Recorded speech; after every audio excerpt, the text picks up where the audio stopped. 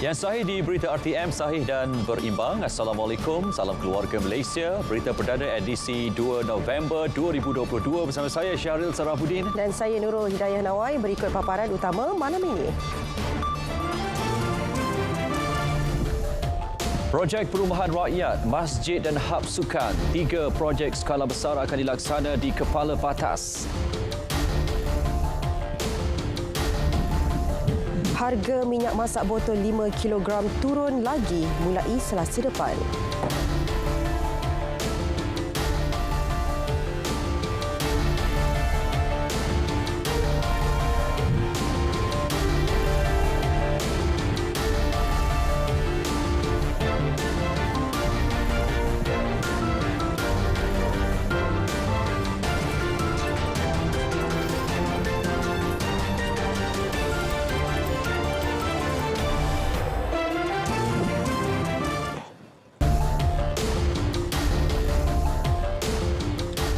RM222 juta diperuntuk bagi membangunkan 3 projek skala besar di Kepala Batas Pulau Pinang. Ia melibatkan projek perumahan rakyat PPR, sebuah masjid dan sebuah hub sukan. Perdana Menteri Datuk Seri Ismail Sabri Yaakob berkata, projek Masjid Bandar Putra Bertam akan dibina atas tanah berkeluasan 5 ekar yang dijangka memberi manfaat kepada 1,500 jemaah. Manakala Kepala Batas Youth Centre akan dibina di atas tapak seluas 25 ekar dilengkapi pelbagai kemudahan sukan bertaraf antarabangsa. Pembangunan PPR pula melibatkan tanah seluas 20 ekar meliputi unit rumah pangsa selain dilengkapi pelbagai kemudahan asas. Kos pembinaan seunit rumah ini adalah RM161,000. Rumah yang akan dibina nanti. Rumah pangsa ini.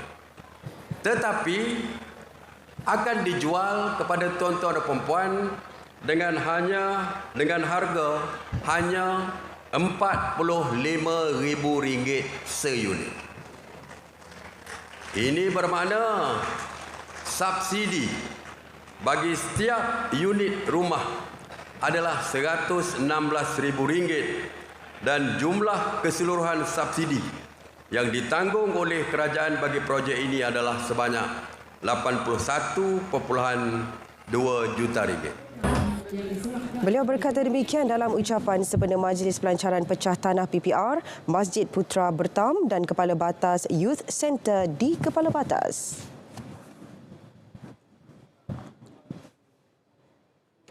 Bagi penduduk, projek pembangunan itu amat dinantikan sekaligus merancangkan aktiviti sosio-ekonomi di kawasan berkenaan. Mudahlah bagi penduduk dekat sini nak datang sembahyang kat sini kan tidak jauh kan. Jadi memang tenanti-nanti lama dah. Alhamdulillah lah. Alhamdulillah kami seronok sangat-sangat kerana nak dapat masjid baru. Terima kasih kepada kerajaan. Sebab dah membina satu pusat belia yang dah ditunggu-tunggu oleh para belia lah. Ada bola sepak, kemudian sukan, semua e-sport dan sebagainya tu memang satu infrastruktur yang sangat ditunggu oleh para belia, terutama penduduk Kepala Batas. Okey, alhamdulillah kami berasa bangga dan bertuah sekali warga Kepala Batas sebab mendapat masjid yang paling cantik dan besar dengan membina rumah PPR di Kepala Batas. Harga minyak masak botol 5 kg turun 60 sen kepada RM30.90 berbanding RM31.50 berkuat kuasa dari 8 November hingga 7 Disember ini. Kementerian Perdagangan Dalam Negeri dan Hal Ehwal Pengguna KPDN HCP dalam kenyataan turut memaklumkan harga minyak masak kemasan botol 3 kg turun kepada RM19.60, botol 2 kg RM13.30 dan botol 1 kg RM6.90. Menerusi kenyataan sama, KPDN HCP menjelaskan harga baharu itu ditetapkan selepas kerajaan meneruskan kawalan harga minyak masak sawit botol yang dilaksana sejak 8 Ogos lepas. Kawalan harga ini dilaksana mengikut kaedah harga siling bergerak berdasarkan purata harga minyak sawit mentah dunia. KPDN HCP menyebut mana-mana pihak yang menjual melebihi harga maksimum boleh diambil tindakan di bawah Akta Kawalan Harga dan Anti Pencatutan 2011.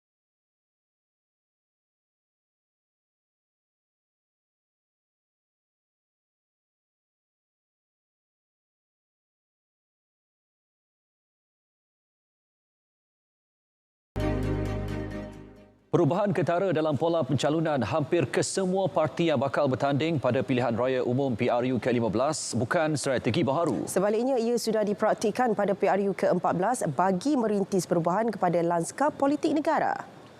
Pengguguran maupun peletakan calon baharu yang lebih muda bukan sesuatu yang memeranjatkan. Kajian mendapati penampilan seseorang calon penting sebagai langkah pertama bagi sesebuah parti merealisasikan pencapaian sekaligus meraih kemenangan dalam PRU kali ini.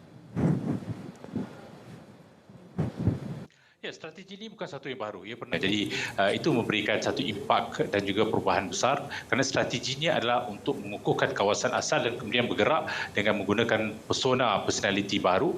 Persona itu digunakan untuk membolehkan tarikan ke atas personality dan juga parti. Jadi saya rasakan perubahan yang berlaku ini adalah juga disesuaikan dengan perubahan demografi, geografi, stratifikasi di dalam parti dan juga anjakan yang berlaku berdasarkan kepada perubahan ekosistem arena politik kita.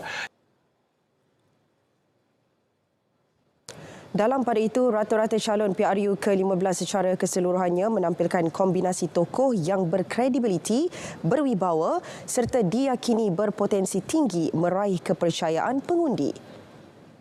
Ya, saya fikir masing-masing parti ada strategi masing-masing, walaupun ada satu corak yang lebih kurang sama di mana mereka mementingkan calon pada kali ini disebabkan antaranya kesuraman sistem kepartian kita sejak tahun 2020. Jadi untuk menarik pengundi, menambah peluang baik di peringkat negeri ataupun persekutuan, masing-masing cuba meletakkan calon dengan pendekatan yang berbeza. Menurut Dr. Nazri, penstrukturan semula calon juga berdasarkan permintaan segelintir rakyat yang mahukan muka baharu dan pada masa yang sama turut mengambil kira latar belakang keupayaan calon lama bagi membina jaringan populariti dan kepercayaan rakyat. PRU 15 bakal memberi dimensi baharu dalam politik tanah air apabila golongan belia terutama mereka yang berusia 18 tahun kini boleh mencorak proses demokrasi negara. Ya, dan berdasarkan tinjauan di Terengganu, golongan muda teruja kerana bakal menunaikan tanggungjawab sebagai pengundi. Saya menyambut baik usul undi 18 ini kerana anak-anak muda merupakan penyumbang kepada masa hadapan negara.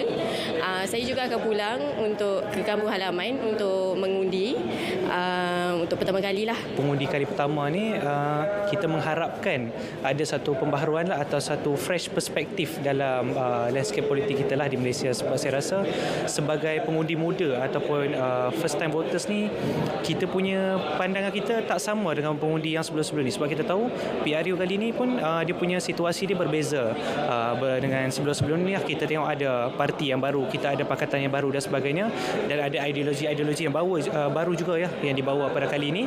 Jadi atas sebab tu saya rasa kita sebagai pengundi muda ni kita kena pandai menilai dan memilihlah satu kerajaan yang baik yang mampu memimpin negara kita. Dan saya harap anak muda pada tahun ini tidak berdiam diri. Seharusnya mereka ini harus ke depan dan memilih siapa yang akan memimpin negara, insyaAllah. Saya kira anak muda hari ini harus memberi nafas barulah dalam sistem demokrasi di Malaysia khususnya. Sebab anak muda hari ini dimahukan kestabilan dan mahukan kemakmuran lah, supaya sistem demokrasi di Malaysia ini tidak terbang-ambing, supaya investor ataupun perkara isu-isu semasa dapat diatasilah oleh kerajaan yang akan dilantik pada PRU 15 nanti. Dan harapan saya semoga mahasiswa dan anak muda berumur 18 tahun dan ke atas untuk ramai-ramai turun mengundi pada pilihan raya umum ke-15 ini bagi memastikan sistem demokrasi di Malaysia ini terus berjalan dengan stabil dan makmurlah. Tahun ini merupakan tahun pertama untuk saya mengundi, jadi perasaan saya agaklah teruja kerana akhirnya dapat merasai pengalaman untuk mengundi. Jadi oleh kerana ini kali pertama, saya juga berasa agak nervous. Dan saya rasa tibanya lah masa untuk saya melaksanakan tanggungjawab ini sebagai seorang warga negara. Jadi kepada rakan-rakan saya yang telah mencapai umur dan berhak untuk mengundi, jangan lupa untuk melaksanakan tanggungjawab anda juga ya. Saya berasa sangat teruja dan juga agak takut apabila saya merupakan individu yang bakal mengundi buat pertama kalinya di negara tercinta kita, negara Malaysia. Namun begitu, saya percaya dan saya yakin dengan diri saya sendiri. Saya juga yakin dengan rakyat Malaysia yang semestinya kita akan memilih pemimpin yang terbaik, yang berkaliber dan semestinya akan membawa nama negara kita ke pesada dunia. Baik saudara, sebentar tadi telah masuk waktu solat fardu isyak bagi Kuala Lumpur dan kawasan-kawasan yang sewaktu dengannya. Selamat menunaikan solat isyak. Baik, kita ke perkembangan seterusnya. Polis Terengganu mengenal pasti 7 lokasi panas bagi PRU ke-15 di negeri itu, termasuk masing-masing satu lokaliti di Kuala Nerus, Kuala Terengganu, Besut, Marang dan Hulu Terengganu. Manakala 2 lagi lokasi di Dungun. Bagaimanapun, menurut Ketua Polis Negeri Datuk Rohami Mat Isa, penilaian semula akan dilaksana selepas penamaan calon satu ini serta berdasarkan maklumat semasa. Ia adalah berdasarkan kepada insiden-insiden lalu ataupun atas kawasan-kawasan yang dikenal pasti mempunyai beberapa individu tertentu, kelompok individu tertentu lah, kelompok dan individu tertentu yang mungkin menimbulkan sedikit kegusaran kepada masyarakat. Jadi atas dasar itu, bukannya atas faktor-faktor lain. Jadi 7 hotspot ini akan kita beri penumpuan yang lebih bagi sepanjang kempen pilihan raya pada kali ini. Beliau ditemui selepas menyampaikan taklimat persiapan menghadapi PRU ke-15 Polis Kontingen Terengganu. Lebih 3,000 pegawai dan anggota polis ditugaskan bagi mengawal dan memantau sepanjang pilihan raya di negeri itu. Baik, ini pula di Kelantan. Polis mengenal pasti 9 lokasi panas sepanjang PRU 15. Ketua Polis Negeri Datuk Muhammad Zaki Harun berkata jumlah tersebut membabitkan 3 kawasan parlimen dan 6 kawasan Dewan Undangan Negeri DUN. Dan ini juga bergantung kepada apabila selesai proses penamaan calon, kita akan lihat berapa parti yang akan bertanding, siapa yang akan bertanding. Itu akan mengubah fokus. Kerana sekarang ni kita tengok banyak gabungan kan. Jadi ini pun kita kena tengok juga dan mungkin ada perubahan dari segi jumlah. Sebagai contoh, satu parlimen tu mungkin 2 ditandangi oleh 2 yang boleh katakan so-called gergasi lah katakan. Mungkin satu penembungan yang sengit, itu kita fokuskan. Saluran mesti ada satu anggota. Mengulas lanjut, Datuk Zaki memaklumkan Jabatan Siasatan dan Penguatkuasaan Trafik IPK Kelantan telah melaksana perancangan khusus bagi memastikan aliran trafik pada hari pengundian dapat dikawal dengan baik. 24 calon Gabungan Rakyat Sabah Barisan Nasional GRSBN diumumkan bagi kerusi Parlimen PRU 15. 13 calon diumumkan pengerusi GRS yang juga Ketua Menteri Datuk Seri Haji Jinur dan 11 calon lagi diumumkan pengerusi BN Sabah yang juga Timbalan Ketua Menteri Datuk Seri Bung Mokhtar Radin. Secara keseluruhannya, calon yang dikemukakan menyaksikan 9 muka baharu, 6 calon mempertahankan kerusi sementara 5 lagi calon merupakan adun. Calon muka baharu yang disenaraikan Yi Sayu bagi Parlimen Kota Kinabalu, Datuk Armizan Muhammad Ali Papar, Muhammad Khairul Firdaus Akbarhan Batu Sapi, Lau Chi Kiong Elias Thomas Lau Sandakan, Nixon Abdul Habis Sempurna, Lo Sufui Tawau, Siti Aminah Acing Beaufort, Maizatul Akmam Alawi Lahad Datu dan Aslan Fadli Samsul Alang Parlimen Kalabakan. 6 calon yang kekal mempertahankan kerusi pula Datuk Seri Bung Mokhtar bagi Parlimen Kinabatangan, Datuk Seri Dr. Maximus Ongkili Kota Marudu, Datuk Seri Dr. Jeffrey Kitingan Keningau, Datuk Arthur Joseph Kurup Pensiangan, Muhammad Alamin Kimanis dan Datuk Jonathan Yasin Ranau. 1 calon lagi untuk kerusi Parlimen Beluran masih dalam perbincangan dan sebelum ini kerusi itu disandang Naib Presiden Bersatu Datuk Seri Dr. Ronald Kiandi. Turut diumumkan calon yang mewakili gabungan itu bagi kerusi Dun Bugaya ialah Abdul Aziz Muhammad Ibnu.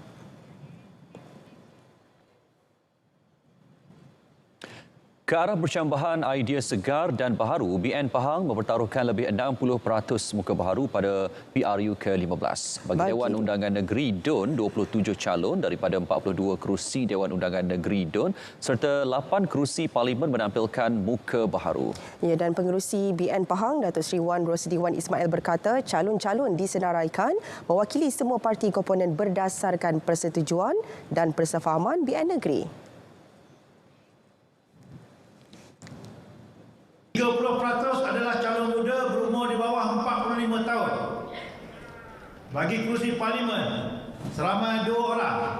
Manakala bagi kursi DUN, seramai 15 orang calon atau 36% adalah mereka yang di bawah usia 45 tahun. Kita yakin ini adalah satu pengiktirafan oleh Barisan Nasional kepada anak muda untuk terlibat sekaligus menyumbang secara langsung kepada Pentadbiran Negeri Pahang dan masyarakat setempat. BN Pahang turut menampilkan 8 calon wanita bagi kerusi Parlimen dan DUN.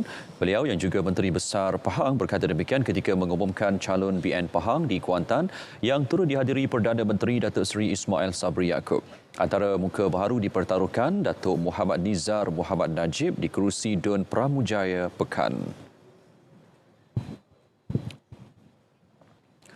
Sementara itu, BN Perak pula menampilkan lebih 50% muka baharu untuk bertanding kerusi DUN pada PRU 15. Menurut Pengerusi BN Negeri, Datuk Seri Sahrani Muhammad, senarai calon dikemuka melibatkan Ketua Sayap Pergerakan Wanita, Pemuda dan Puteri UMNO bahagian. Sementara itu, calon bagi 4 lagi kerusi di Aulung, Buntung, Jelapang dan Sungai masih belum dinamakan.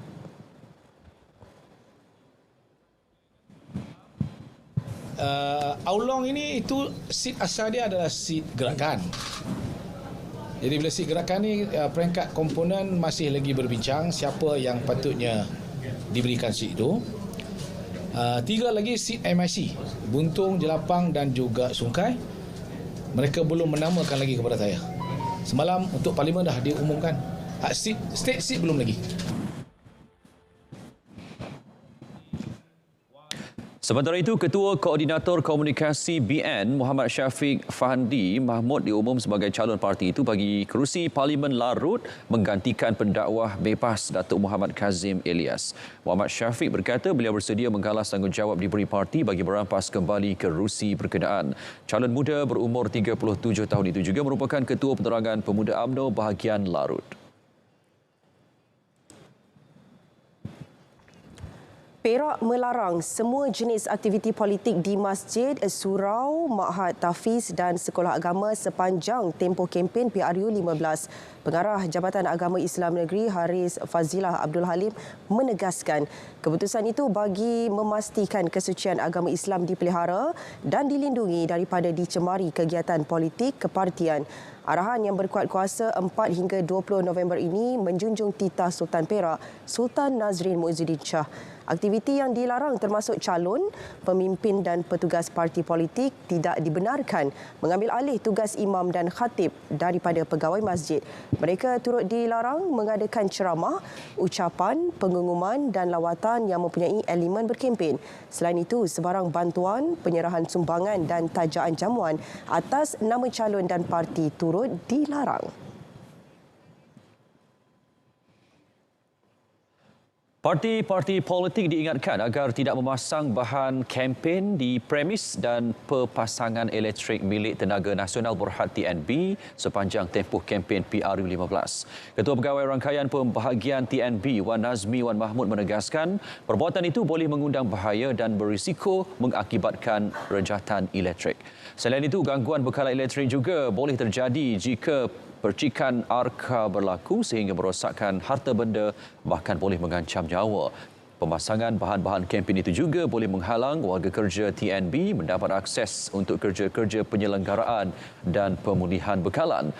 TNB menjelaskan larangan itu termasuk menampal atau menggantung poster, bendera dan sepanduk di menara penghantaran, tiang elektrik, peti pembekal, pencawang, tiang elektrik konkrit dan talian atas. Ramai juga dinasihati agar tidak memegang, membawa atau memasang tiang bendera di bawah talian penghantaran elektrik termasuk tiang bendera yang diperbuat daripada buluh yang boleh menyebabkan rejatan elektrik.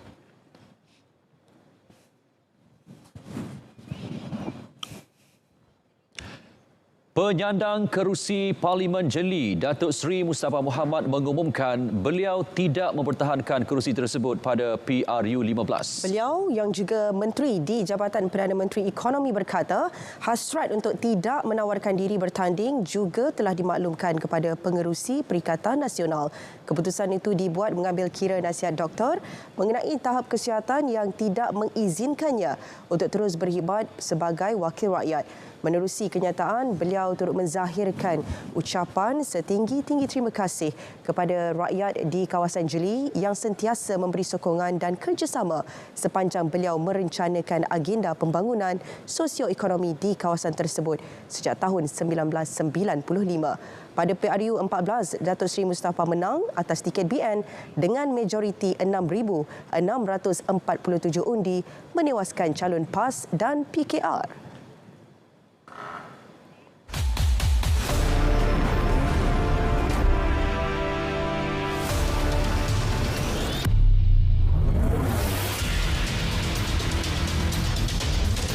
Baik, lebih 21 juta pengundi bakal melunaskan tanggungjawab mereka dalam menyuburkan demokrasi negara.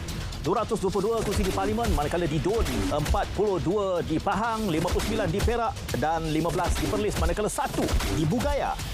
Naratif khas PRU 15 bermula 5 hingga 18 November 2022 pukul 9 malam di TV1 dan saluran berita RTM. Malaysia antara 10 negara dengan kadar transplantasi terendah di dunia pada tahun 2021. Kini, anda boleh mendaftarkan diri sebagai penderma organ melalui MySejahtera. Jom daftar dan kemaskini sebagai pengikrar derma organ. Satu ikrar, sejuta harapan. Untuk maklumat lanjut, layari www.dermaorgan.gov.my.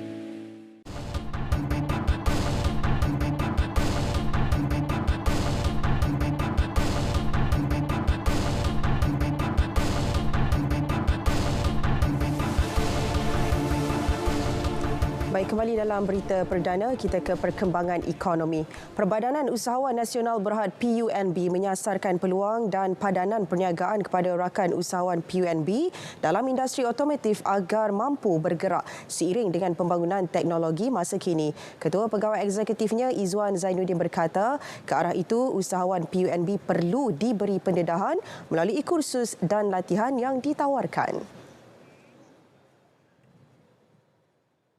So kita di PUNB kita dah bekerjasama dengan German Malaysia Institute atau GMI untuk latihan upskilling semua rakan usahawan kita. So pada tahun ini kita dah buat 3 kali kursus dengan German Malaysia Institute dan insyaAllah pada tahun depan kita akan banyakkan lagi kursus untuk upskilling para usahawan dan juga pekerja-pekerja usahawan kita. Menurutnya, kerjasama strategik bersama German Malaysian Institute GMI sejak 2019 itu bertujuan meningkatkan kemahiran teknikal usahawan selain memberi pendedahan teknologi terkini khususnya dalam pembuatan kenderaan elektrik. Selain itu, pihaknya menjalin kerjasama dengan Petronas Lubricants Marketing Sdn Bhd menerusi program Petronas Auto Expert sebagai platform kepada rakan usahawannya menjalankan perniagaan bengkel kenderaan di bawah jenama syarikat minyak berkenaan. Beliau berkata demikian selepas menyempurnakan PUNB Auto Forum di Pusat Konvensyen Kuala Lumpur. Forum itu disertai 400 anggota rakan usahawan PUNB. Bakat muda Malaysia dipelawa meneroka peluang pekerjaan dalam pelbagai sektor di Turkiye. Ketua di Pejabat Sumber Manusia Presiden Turkiye, Profesor Madya Dr. Salim berkata, ia berdasarkan kebolehpasaran dan kemampuan graduan tempatan untuk berkhidmat di dalam bidang berimpak tinggi seperti teknologi pertahanan, IT, otomotif dan telekomunikasi. Beliau turut yakin kemampuan anak Malaysia memberi nilai tambah khususnya kepada syarikat multinasional Turkiye.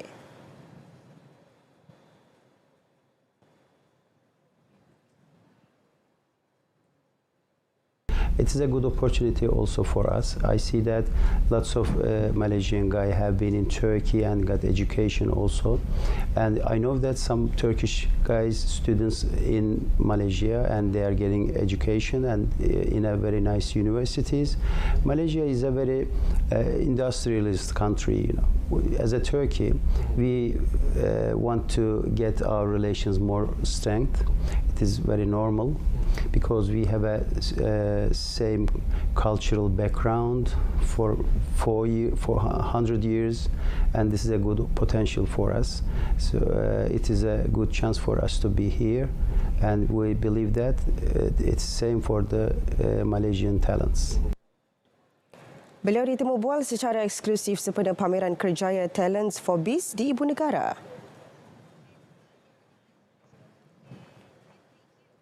Baik saudara, seperti biasa setiap Rabu kita ikuti harga runcit petrol dan diesel mingguan berkuat kuasa tengah malam ini hingga 9 November.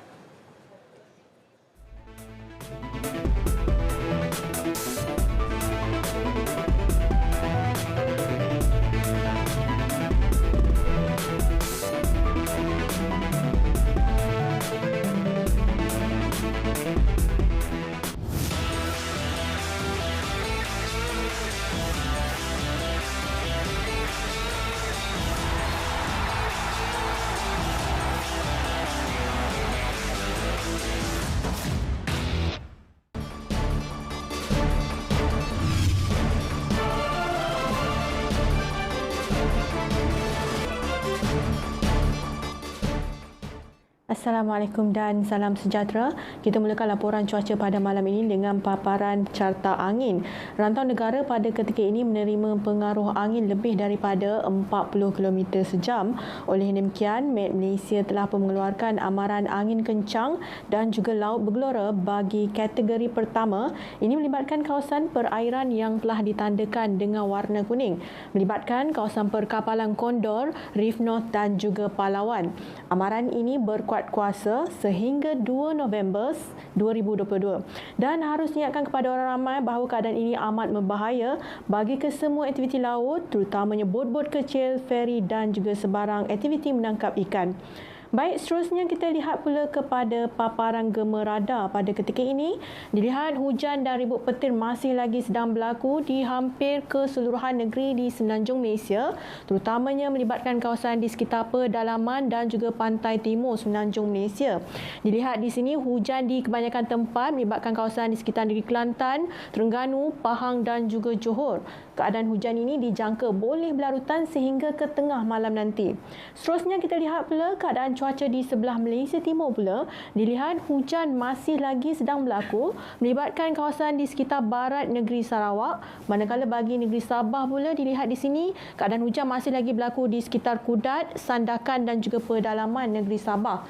Dan keadaan hujan ini juga dijangkakan boleh berlarutan sehingga ke tengah malam nanti. Baiklah, sekian sahaja laporan cuaca daripada Met Malaysia pada malam ini. Sebelum kita berpisah, kita lihat dulu ramalan cuaca bagi bandar-bandar utama di seluruh Malaysia. Saya Linda Hanif. Assalamualaikum dan salam sejahtera.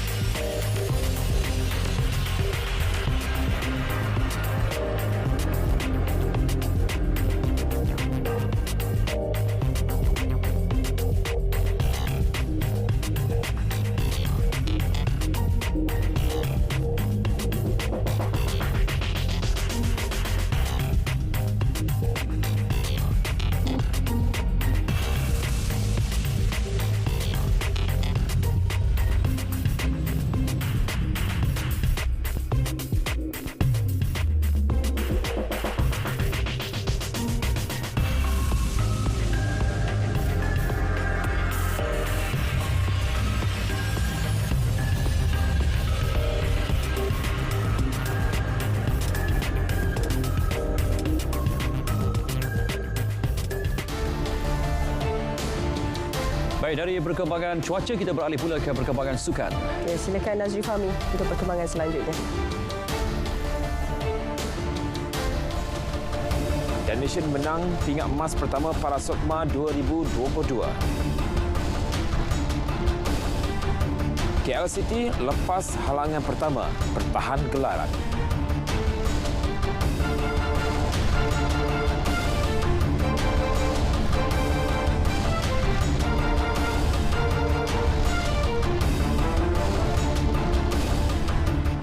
Terima kasih Syaril dan Dia. Assalamualaikum, salam sukan untuk semua.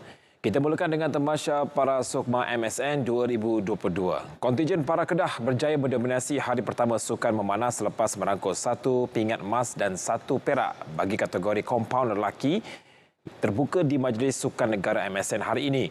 Manakala kontingen perak pula turut memenangi 1 pingat emas dalam kategori wanita terbuka.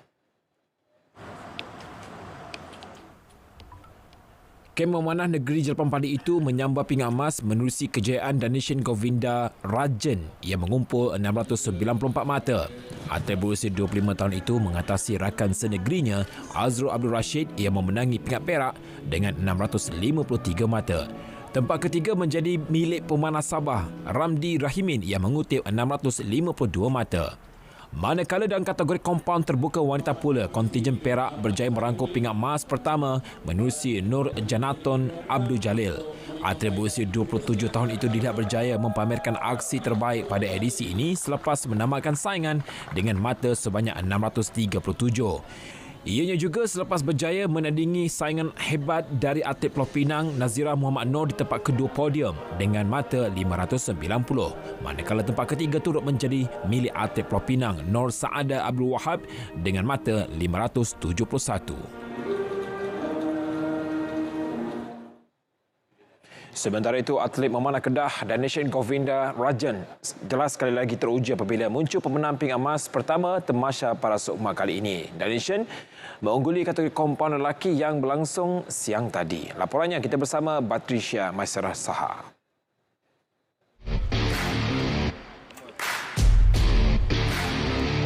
Kemenangan itu jelas sekali menggembirakan Danishan yang turut menyumbang pingat emas pertama buat kontingen para Kedah. Atlet berusia 25 tahun tersebut berkata, kegigihannya dalam menjalani latihan meskipun tamasya ini ditangguhkan hampir 2 tahun lalu akhirnya berbaloi. Preparation tu saya sendiri je buat dekat Kampung Pandan. Coach pun dekat Kedah. Saya pun training sendiri je lah. Sementara itu, bagi kategori wanita pula, atlet memanah perak Nur Janaton Abdul Jalil turut gembira selepas menyumbang kilauan emas kepada kontingennya. Perasaan itu gembira lah, rasa happy untuk sebab saya dapat hadiahkan emas yang pertama untuk kontingen perak saya. Atlet berusia 27 tahun itu turut memaklumkan sasarannya selepas ini adalah untuk melayakkan diri ke Sukan Paralimpik 2024 di Paris. Semoga semangat dan kecekalan yang dibuktikan mereka akan memberikan inspirasi kepada masyarakat untuk terus berjuang dalam apa jua bidang yang disertai. Batrisya Maisarah Sahar, RTM. Sementara itu, kejayaan mempertahankan pingat emas powerlifting di Para Sokma 2022 menjadi kenangan manis buat atlet Selangor, Siti Nurashah Shahrin. Atlet yang berusia 19 tahun itu mengungguli kategori bawah 55 kg sekaligus menjadi hadiah paling bermakna buatnya yang mendirikan rumah tangga pada Januari lepas. Menurut Siti Nurashah, suaminya Amirul Ihsan juga dan keluarga banyak memberi dokongan kepada dirinya dalam sukan ini. Kemenangan ini juga menyaksikan dia mempertahankan kilauan emas yang dimenanginya pada edisi 2018 di Perak.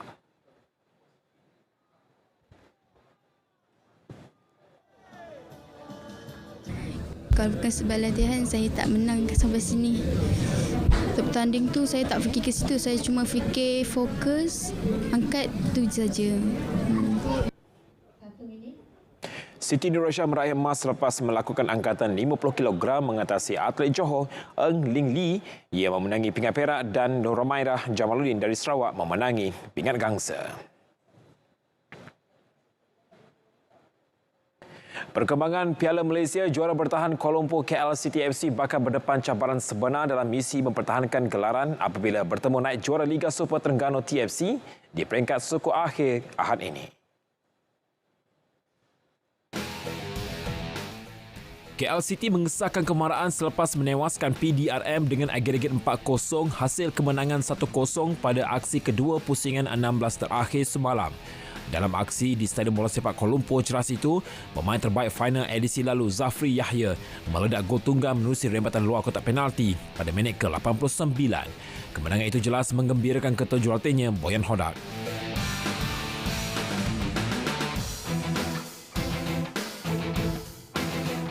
Jordan have a clear chance one-on-one at the far post, so it's not only chance.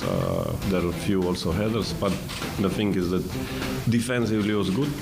If you remember last game, PDRM have 3 chances. Today there was no chances at all, and this is part that I'm happy. Sementara itu, lawan KL City di suku akhir TFC meneruskan momentum cemerlang apabila membenam Seri Pahang 4-2. Pada aksi di Stadium Sultan Mizan Zainal Abidin itu, TFC meledak ke semua 4 gol di babak pertama menerusi 2 jang Kepa Sherman dan 1 gol Muhammad Faisal Abdul Halim serta Muhammad Azam Azmi Murad. Pahang cuba bangkit dengan 2 gol hasil sentuhan Litak dan Rodriguez, namun ia belum cukup untuk menghalang skor penyu daripada mara ke suku akhir dengan agregat 9-3. Susulan kejayaan itu, ketua jurulatih TFC Nafuzi Zain berharap anak buahnya dapat mengekalkan fokus apabila turun menentang juara bertahan KL City di sukur akhir nanti.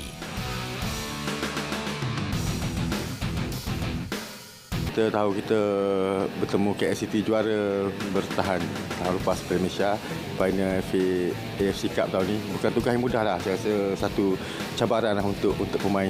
Yang penting player fokus dan ready, bersedia untuk bertemu dengan KL ni, yang sesuatu yang amat sukar lah untuk saya.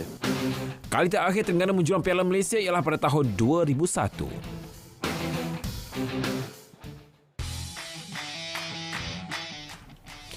Sementara itu, Negeri Sembilan FC berjaya melangkah ke suku akhir dengan menyingkirkan juara 2016 Kedah Darul Aman KDA dengan agregat 2-1.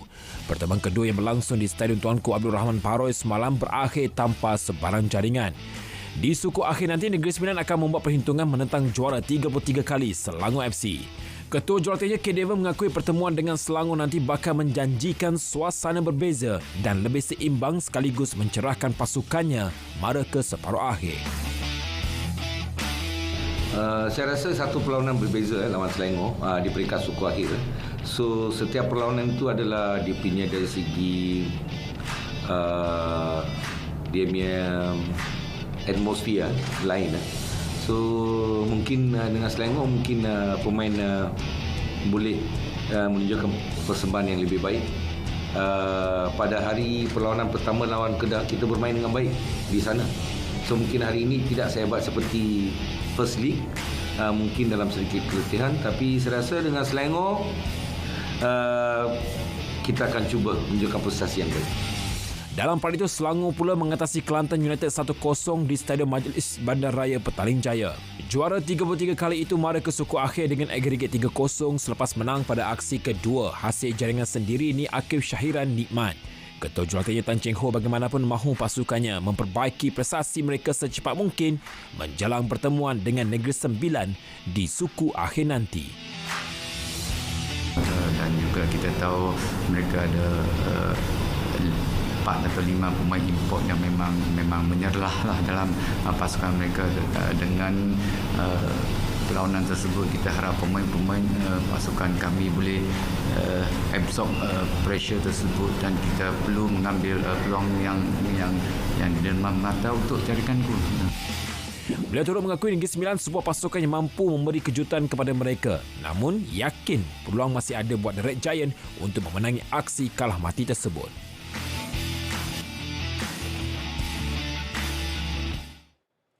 Perkembangan sukan badminton, pemain bergu badminton nombor 1 negara Aaron Chia mengakui dia dan gandingannya Song Woo-yik mudah hilang tumpuan sehingga menyaksikan mereka tersingkir di pusingan pertama terbuka Perancis pada minggu lalu. Aaron dan Woo-yik sebab itu mara ke final terbuka Denmark yang menyaksikan mereka tewas di tangan bergu Indonesia. Namun harapan untuk melihat pasangan nombor 4 dunia itu bangkit di terbuka Perancis tidak kesampaian apabila mereka tunduk kepada bergu kurang ternama dari China di pusingan awal.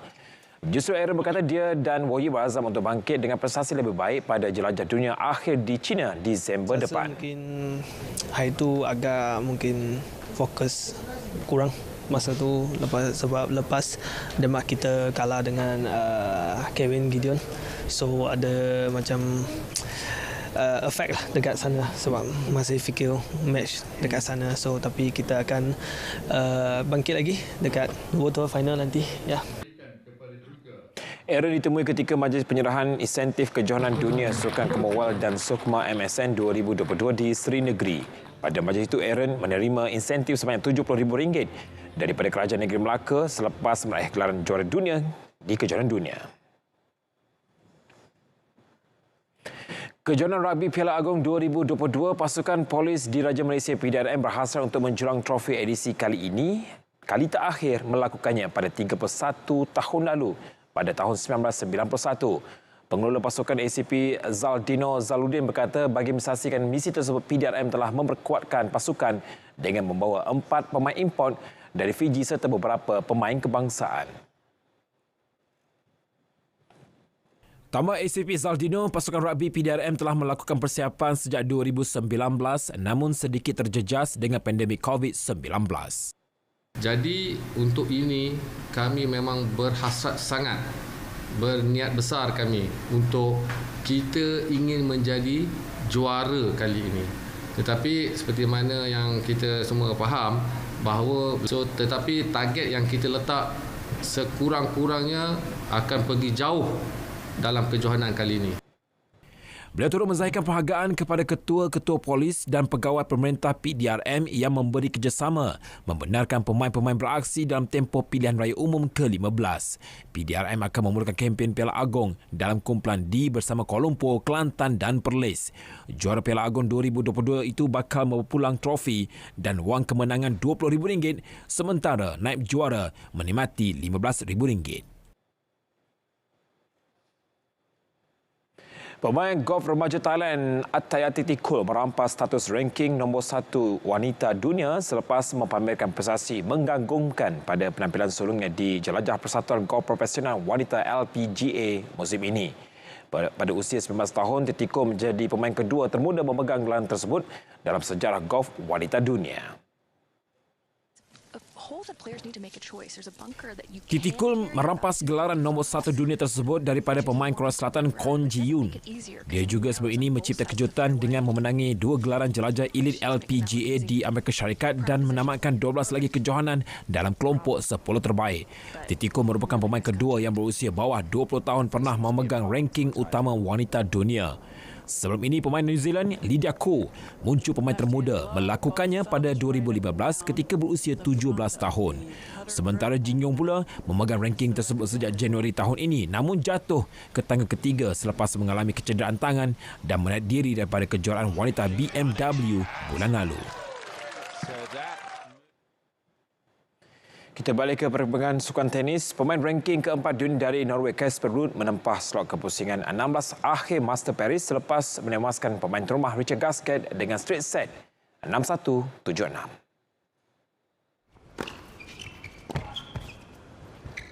Dalam aksi pusingan kedua itu, Ruud beraksi cemerlang di set pertama apabila menang mudah 6-1. Pilihan keempat kejohanan itu bagaimanapun diberi tentangan hebat oleh Gasquet yang mempamerkan kebangkitan di set kedua. Namun Ruud berjaya menghalang kebangkitan lawannya itu dengan kemenangan tiebreak 7-6. Pemain berusia 23 tahun itu bakal berdepan pemenang di antara Lorenzo Musetti dan Nicolas Basilashvili di pusingan ketiga selepas ini.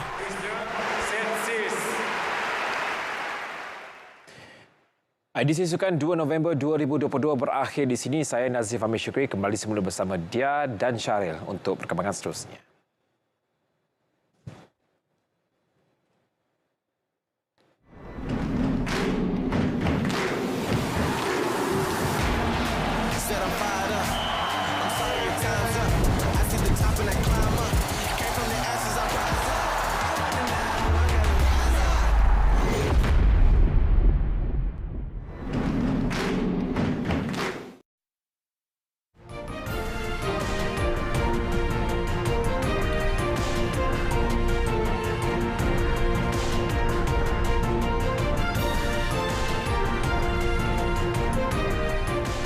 Masih bersama berita perdana.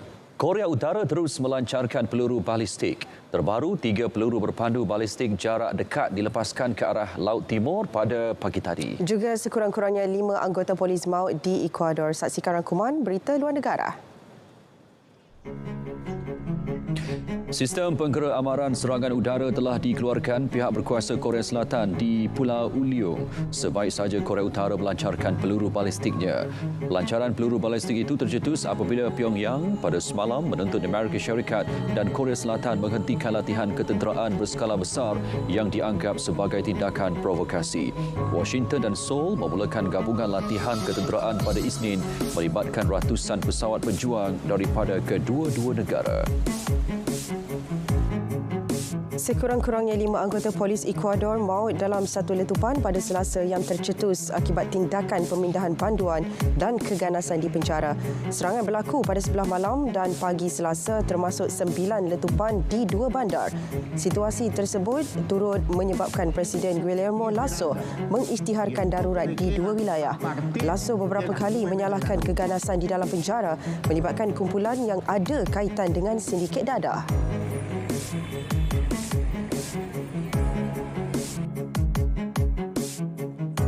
Para pelajar dari negara ASEAN telah diberi peluang untuk berinteraksi dengan angkasawan China yang kini berada di stesen angkasa Tiango. Program berkenaan dikenali sebagai ASEAN Students Talk to Takenaut. Hampir 1,000 pelajar ASEAN seperti Brunei, Malaysia, Filipina dan Thailand termasuk China berpeluang mengajukan pelbagai soalan kepada angkasawan. Lokasi utama adalah di Beijing, manakala lain-lain lokasi adalah di negara ASEAN terlibat menerusi sidang video.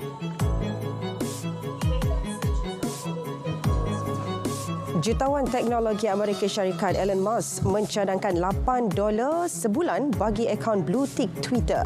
Jelas Musk, sistem semasa Twitter bagi sesiapa yang mempunyai atau tidak mempunyai tanda semak biru merupakan omong kosong. Pengguna akan mendapat keutamaan dalam balasan, sebutan dan carian selain mencegah spam serta penipuan. Pemilik tanda itu juga akan mempunyai keupayaan untuk menyiarkan video dan audio yang panjang dan hanya melihat separuh daripada iklan yang banyak disiarkan.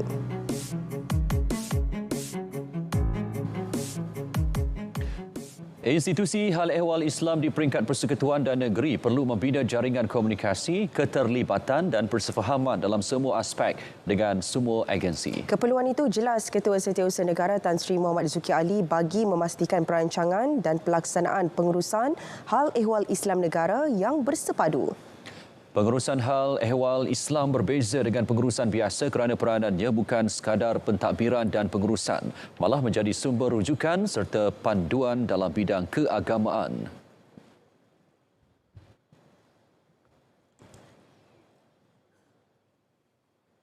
Kita melihat jenis inklusif ini telah terlaksana dengan baik dalam penentuan hukum hakam yang melibatkan kepakaran dalam berbagai bidang.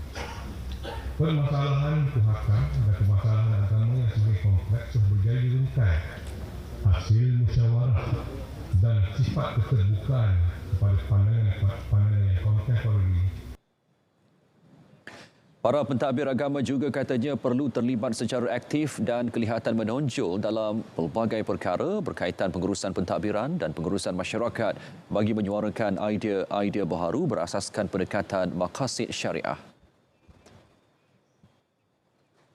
Pengoperasian semula penerbangan laluan Tashkent Kuala Lumpur bakal merancakkan lagi aktiviti pelancongan antara Malaysia dan rantau Asia Tengah. Laluan kendalian Uzbekistan Airways disambung kembali setelah 2 tahun dihentikan dengan kekerapan penerbangan 2 kali seminggu.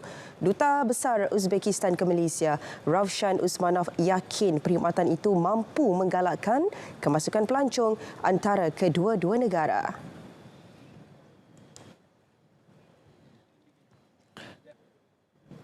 We have 3 categories, I would say. So tourists, yes. The second category, students starting here, and the third category, family members. I would like to have it daily, but it's up to the airways to decide. So if there is a great demand, I hope that we'll have a daily flight. Ini akan membuka ruang kepada lebih banyak laluan-laluan penerbangan baru, khususnya melalui daripada Central Asia, dan kita juga mengharapkan sambutan yang baik daripada dua-dua pihak, daripada pelancong-pelancong daripada Uzbek dan juga of course saya tidak menafikan pelancong dari Indonesia. Uzbek Airlines akan meningkatkan lagi frekuensi penerbangan mereka.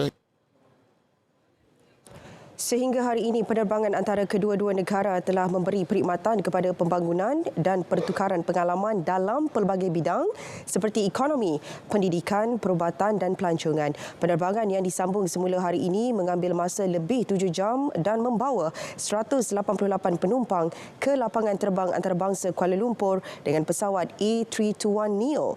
Penerbangan Tashkent Kuala Lumpur beroperasi 2 kali seminggu setiap Rabu dan Sabtu.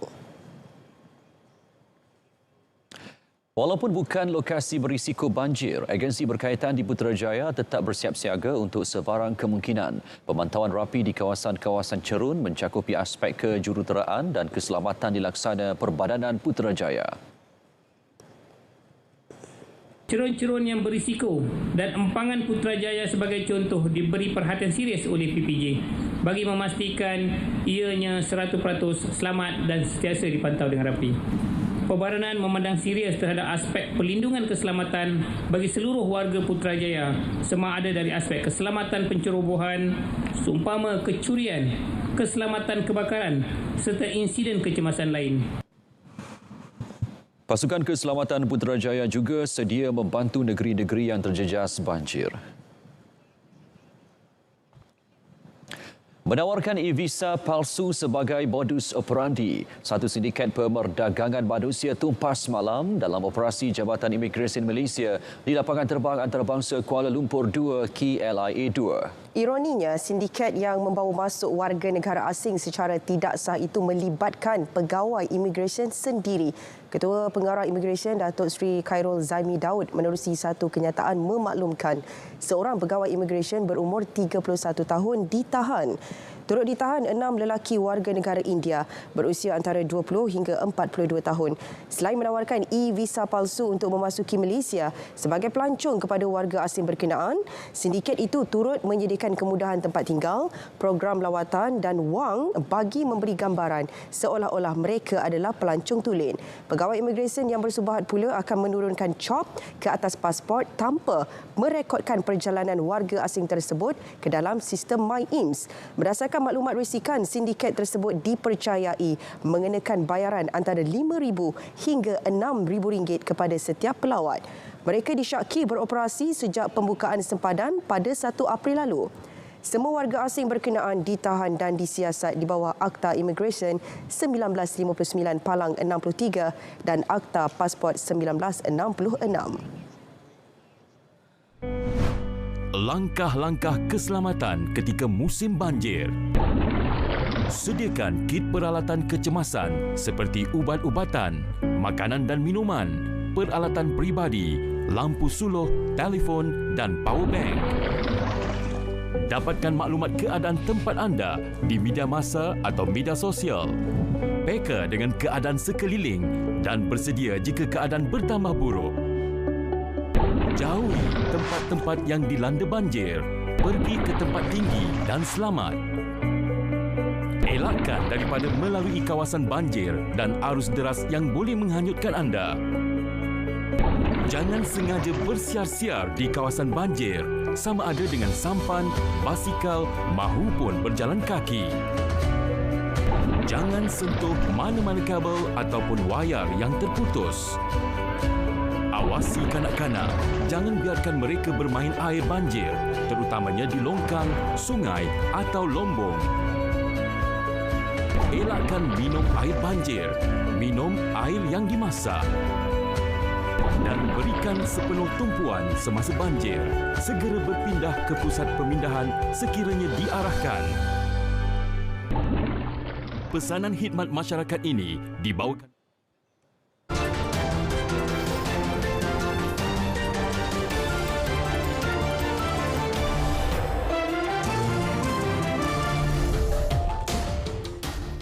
Baik, malam ni kita nak bawakan bermacam-macam keinginan pelik apabila melalui fasa mengidam. Ya, jadi kita saksikan dalam hashtag malam ini.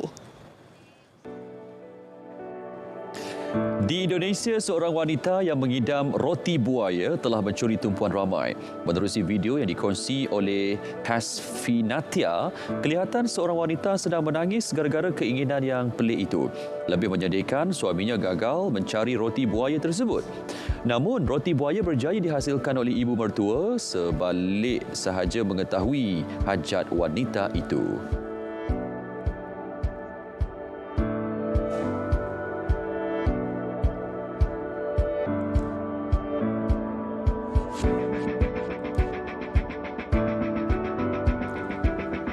Dua orang anak sanggup memikul ibu mereka yang sudah tua bagi memenuhi permintaan menyaksikan fenomena luar biasa iaitu bunga nila kurinji yang mekar hanya sekali dalam 12 tahun. Mereka bukan sahaja memikul ibu berusia 87 tahun itu dengan berjalan kaki, malah mendaki bukit yang curam. Nila kurinji merupakan bunga yang jarang ditemui di seluruh Ghats Barat dan mekar hanya sekali dalam 12 tahun di kawasan tertentu. Kali terakhir fenomena bunga nila kurinji berlaku pada 2018 sejurus selepas banjir besar Kerala. Tidak dinafikan barangan antik mempunyai peminatnya yang tersendiri. Barangan antik yang masih dalam kualiti yang baik juga mampu memberikan durian runtuh kepada pemiliknya sekiranya dijual. Itulah yang terjadi kepada seorang veteran perang yang berhasrat untuk menjual jam tangan berjenama miliknya. Dia terkejut dan hampir rebah selepas mendapati jam tangan yang dibeli dengan harga kira-kira RM1,600 kira-kira 50 tahun dahulu kini bernilai lebih RM3 juta.